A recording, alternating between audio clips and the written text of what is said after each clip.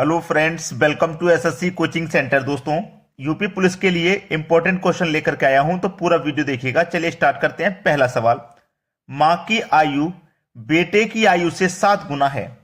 इधर मैं लिख लेता हूं मां, इधर लिख लेता हूं बेटा।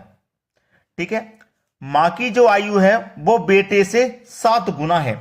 अगर बेटे की आयु 1 होगी तो मां की आयु कितनी हो जाएगी? 7 गुना, मतलब 7 हो जाएगी। क्लियर है ना? उनके आयु का योग 48 साल है, यानी कि मां और बेटे की आयु की उम्र दोनों मिलाकर के 48 साल है। योग 48 साल है। जब योग है आपके पास तो आप अनुपातों का भी योग कर लेंगे। तो 7 और 1 8, तो इस योग में अनुपात के योग से डिवाइड कर देंगे आप, तो कितनी बार में डिवाइड हो जाएगा? 6 बार में। 6 बार में डिवाइड हो गया ना। पूछ रहा है मां की आयु ज्ञात करें। मां की आयु का अनुपात कितना है? 7। तो 6 का मल्टीप्लाई 7 से कर देंगे तो कितना हो जाएगा? 42। तो मां की आयु कितनी है? 42 है। यही आपके सवाल का बिल्कुल सही जवाब है। आसानी से समझ में आ गया ना? इसी तरीके से सभी सवाल आपको आसानी से समझ में आ जाएंगे। तो पूरा वीडियो देखिएगा। अब देखते हैं अगला सवाल। अगला प्रश्न है, 32 लोगों का औसत वजन 96 किलो है। कहा है 32 लोगों का जो औसत वजन है वो 96 किलो है। आपको अच्छे से मालूम है कि अगर हम संख्या का मल्टीप्लाई औसत से करते हैं तो हमें योग पता चलता है। यह हमारे पास क्या है? संख्या। यह हमारे पास क्या है? औसत है। ठीक है, संख्या और औसत का जब मल्टीप्लाई होता है तो योग मालूम होता है। तो 32 का और 96 का अगर मैं मल्टीप्लाई कर दूं तो मुझे योग मालूम हो जाएगा। ठीक है, तो कितना योग हो जाएगा? 32 का मल्टीप्लाई 6 से करूंगा तो ये मेरे पास हो जाएगा 3072 योग हो गया। ये मिल जाएगा इनका योग। फिर आगे कह रहा है कि एक व्यक्ति के शामिल होने से औसत वजन 2 किलो बढ़ जाता है।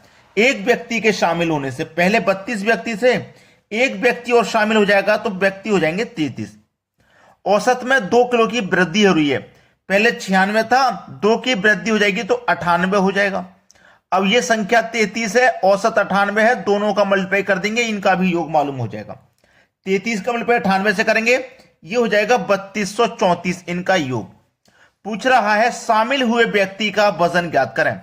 शामिल हुए व्यक्ति का देखने का, पहले हमारे पास 32 थे व्यक्ति, एक व्यक्ति को शामिल किया तो 33 हो गए। मैं 33 व्यक्ति में से पहले वाले 32 व्यक्ति को घटा दूंगा तो मेरे पास केवल एक व्यक्ति बचेगा। 33 व्यक्ति के योग में से 32 व्यक्ति का योग घटा दूंगा, केवल एक व्यक्ति का योग बचेगा मेरे पास जो बढ़ाया गया था। बस यही सिंपल सा लॉजिक है। घटा दो भाई, यहां मैं घटाऊंगा 4 में से 2 को घटा दूंगा तो 2 आ जाएगा। 3 में से 7 घटेगा नहीं, इधर से कैलू ले लूंगा, 13 हो जाएगा। अब 13 में से 7 घटा दूंगा तो 6, 1 बचा, यानी कि 31। 31 में से 30 घटा दो तो 1, 162। यानी कि जो व्यक्ति शामिल हुआ था उसी का तो पूछ रहा था, कितना हो जाएगा? 162। ये हमारे सवाल का बिल्कुल सही जवाब है। बहुत सारे बच्चे कहते हैं कि सर आप ऑप्शन भी दिया करें, 4 ऑप्शन। मैं देता हूं, किसी किसी वीडियो में नहीं भी देता, जब मुझे ऐसा लगता है कि जरूरत यहां पे मुझे ऑप्शन की नहीं है।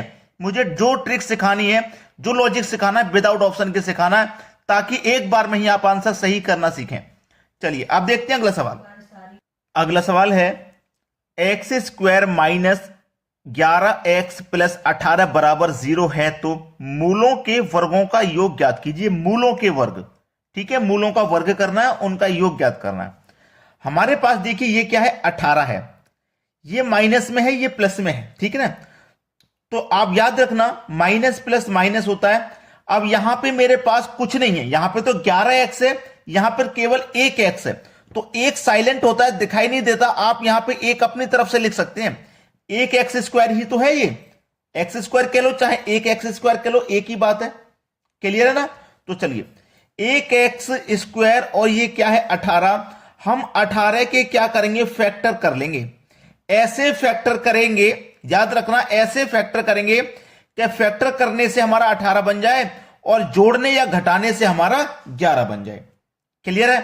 तो 9 गुने 2 18 हो जाएगा, और 9 और 11 2 को जोड़ेंगे तो हमारा 11 बन जाएगा। ये तो जोड़ने या घटाने से 11 बन जाए, ऐसे फैक्टर हमें करने हैं। तो हमें 9 और 2 को जोड़ के 11 बन गए ना। क्लियर, 9 और 2 जोड़ के 11 बन गया। अब यहां पे हमारे पास पता चल गए मूल, ये 9 है और ये 2 है, मतलब 9 का मैं क्या कर दूं, वर्ग कर दूं, और 2 का क्या कर दूं, वर्ग कर दूं, क्योंकि वर्गों का योग ही तो पूछ रहा है। फिर इनका योग कर दीजिए, 9 का वर्ग 81 प्लस 2 का वर्ग 4, योग कर देंगे, आंसर हो जाएगा आपका 85। ये प्रश्न का बिल्कुल सही जवाब है। अब देखते हैं अगला सवाल। अगला प्रश्न है sine x plus cos x बटे में टेन 90 डिग्री माइनस एक्स। ये आपके पास प्रश्न है। देखिए, इनको याद करना बहुत आसान है। मैंने एक बार वीडियो बनाया था, ठीक है, ट्रिग्नोमेट्री के सारे कोण निकालने का। अगर आपको यूट्यूब पे मिल जाए, सर्च करके देख लेना, मैंने वीडियो बनाया हुआ है। अगर नहीं निकल के आ रहा, वो पुराना वीडियो हो गया शायद, अगर नहीं निकल के आ रहा तो मैं नया वीडियो अपलोड कर दूंगा। लेकिन क्वेश्चन को समझिए, ये क्या है, टेन 90 माइनस एक्स। तो समझिए, tan 90 minus x, tan 90 minus x को आप क्या लिख सकते हैं, cot x. Tan 90 minus x को आप जब चेंज करते हैं तो ये कोट एक्स में चेंज होता है, और कोट एक्स को जब चेंज करते हैं तो ये cos x divided by sine x में चेंज होता है। ठीक है, अब इसको आसानी से कर लोगे आप। साइन एक्स प्लस ऊपर आपका कॉस एक्स है, कॉस एक्स बटे में क्या है, यही तो है, और इसकी जगह पे अब आप क्या लिखोगे, कॉस एक्स बटे में साइन एक्स, क्योंकि इसको हमने चेंज किया कोट एक्स में, कोट एक्स चेंज होता है कॉस एक्स बटे में साइन एक्स। तो इसकी जगह आप क्या लिखोगे, कॉस एक्स बटे में साइन एक्स। तो बटे वाली संख्या तीसरे नंबर ही कहां पहुंच जाती है, मल्टीप्लाई में ऊपर पहुंच जाती है। अब देखना, कॉस एक्स से कॉस एक्स कट जाएगा, कट जाएगा ना, तो sine x plus sine x, एक साइन एक्स ये रहा, एक साइन एक्स ये रहा, जोड़ देंगे दोनों को तो 2 साइन एक्स हो जाएगा। हो जाएगा कि नहीं, बस सवाल खत्म, इतना ही तो है आंसर। अब देखते हैं अगला सवाल। अगला सवाल है, एक व्यक्ति 560 रुपए में 70 किलो प्याज खरीदता है। 560 रुपए में 560 रुपए में 70 किलो प्याज खरीद रहा है। ठीक है, 560 रुपए में कितनी प्याज खरीद रहा है, 70 किलो। ठीक है, 560 रुपए में 70 किलो। देखना, 560 में 70 किलो प्याज खरीदता है और 10 रुपए पर केजी के दर से बेच देता है। देखो, 10 रुपए का 1 किलो बेच रहा है। अब उसने 1 किलो कितने का खरीदा, पहले वो निकाल लीजिए आप, तभी तो निकाल पाओगे। तो देखना, 0 से 0 कटा दो, 7 8 56, यानी कि 1 किलो 8 रुपए की दर से खरीदा है। ठीक है, 8 रुपए प्रति किलो, और बेच कितने में रहा है, 10 रुपए प्रति किलो में बेच रहा है। तो 8 रुपए की चीज को वो 10 में बेचेगा तो फायदा तो 2 रुपए का लेगा। फायदा हो चाहे लॉस, हमेशा कॉस्ट प्राइस पर निकलता है। कॉस्ट प्राइस मतलब 8 रुपया, उसने 8 रुपए का 1 किलो खरीदा है, और प्रतिशत के लिए क्या करोगे आप, 100 से मल्टीप्लाई करोगे। तो 2 से 8 कटेगा 4 बार में, 4 से 100 कटेगा 25 बार में, मतलब 25% का उसको लाभ प्राप्त हो रहा है। यह सवाल का सही जवाब है। चलिए अब देखते हैं अगला प्रश्न। अगला सवाल है, 1 के बटे में 2 की होल पावर -2, 1 के बटे में 3 होल पावर -2, 1 के बटे में 4 होल पावर -2। बहुत अच्छा सवाल, इजी सवाल है। बहुत सारे बच्चे देखने में इसको कठिन समझ रहे होंगे, बिल्कुल कठिन नहीं है। क्योंकि कठिन नहीं है, मैं बता देता हूं। घातांक करने का नियम आपको पता है, घातांक करने का नियम है कि पावर ऊपर माइनस में है तो इसे बटे में ले आएंगे तो प्लस में हो जाएगी। चलो, अगर मैं इसको सॉल्व करूंगा तो 1 का स्क्वायर करूंगा 1 ही रहेगा, और 2 का स्क्वायर करूंगा तो 4 हो जाएगा, प्लस 1 का स्क्वायर करूंगा 1 रहेगा, और 3 का स्क्वायर करूंगा 4 हो जाएगा, प्लस 1 का स्क्वायर 1 ही रहेगा, और 4 का स्क्वायर करूंगा तो 16 हो जाएगा। ये जो पावर है ना, ये पावर, इसको मैं बटे में लाऊंगा तो 2 के ऊपर प्लस का 2 हो जाएगी। प्लस का 2 का मतलब है 2 की पावर 2 4, ये भी नीचे आके प्लस में हो जाएगी। ठीक है, 3 की पावर 9 हो जाएगा, यहां 9 लिखेंगे, और 4 की पावर 16 हो जाएगी। ठीक है, अब इसी को हल कर देंगे, सवाल खत्म। समझ में आ गया ना सभी को, किसी को कोई दिक्कत तो यहां पे है नहीं। चलो, 4 और 9 आपका 13, 13 में 16 जोड़ देंगे 29। प्रश्न का बिल्कुल सही जवाब हो जाएगा आपका 29। आप बोलोगे ऊपर वाली संख्या कहां गई, 1 प्लस 1 प्लस 1 3, और बटे में कितना आ गया 29। तो 3 के बटे में भी आप उसे 29 लिख सकते हैं। आपके ऊपर है, आपको एग्जाम में आंसर किस तरीके से दिया गया है। वैसे तो आपको 29 दिया जाएगा, क्योंकि जब हम इसको पलटेंगे ना, वैसे तो आंसर 29 होगा, क्योंकि जब हम इसको पलटेंगे पावर -2 को नीचे लेके आएंगे तो ये एक जो है हट जाएगा, ये एक जो है हट जाएगा, तब आपका आंसर 29 आता है। अगर एक को हटाया नहीं गया है, अगर एक को हटाया नहीं गया है क्वेश्चन में, तो इस तरीके से आंसर आएगा।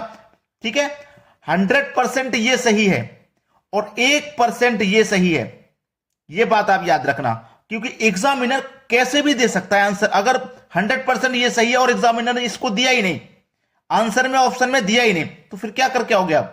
इसी ही करके आओगे, क्योंकि ये सही है फिर। चलिए अब देखते हैं अगला सवाल। अगला प्रश्न है 2x² - 5x - 7 = 0 है तो मूलों के घनों का योग क्या होगा? मूलों के घनों का योग क्या होगा? देखना, एक सवाल मैंने आपको ऐसा कराया था अभी, वहां पे क्या था, 1x था, यहां पे 2x है, तो इन दोनों का हमें करना होगा मल्टीप्लाई, 7 का 2 का मल्टीप्लाई। पहले यहां पे देखिए 1x था, वहां पे 1 भी नहीं था, मैंने बताया कि 1x होता है, तो अब यहां पे 2 है तो 2 का मल्टीप्लाई 7 से करेंगे, वहां पे 1 था, यहां पे 18 था, तो 18 कम 18 ही हुआ था, यहां है 2 है तो 2 का मल्टीप्लाई 7 से करेंगे 14 हो जाएगा। अब इसके ऐसे फैक्टर करो, ऐसे फैक्टर करो इसके 14 के कि यहां पे जोड़ने या घटाने से आपको 5 मिल जाए। ठीक है, 14 के फैक्टर क्या हो जाएंगे, 7 गुने 2, 7 गुने 2 14, 7 में से 2 घटा दो 5, बन गया भाई। तो हमारे मूल क्या क्या है, 7 और 2, 7 और 2 हमारे मूल हैं। इनके घनों का योग पूछ रहा है, तो घन कीजिए भाई, घन का मतलब होता है क्यूब, 7 की पावर 3 का मतलब 343 और 2 की पावर 3 का मतलब 8 हो जाएगा, हो जाएगा कि नहीं? घनों का योग पूछ रहा है तो घनों का योग हो गया, 343 में जोड़ दो 8, ये हो जाएगा 351, प्रश्न का बिल्कुल सही जवाब। क्लियर है ना, घनों का योग ही तो पूछा है, हमने योग कर दिया, सवाल हो गया खत्म। चलिए अब देखते हैं अगला सवाल। अगला सवाल है 10,000 रुपए का 10% की दर से 2 वर्ष का CI क्या होगा? CI मतलब चक्रवृद्धि ब्याज क्या होगा? 2 वर्ष के लिए पूछा है। 2 वर्ष के लिए मैं आपको बताऊंगा रेशियो मेथड। 2 वर्ष के लिए रेशियो मेथड 2:1 ये होता है।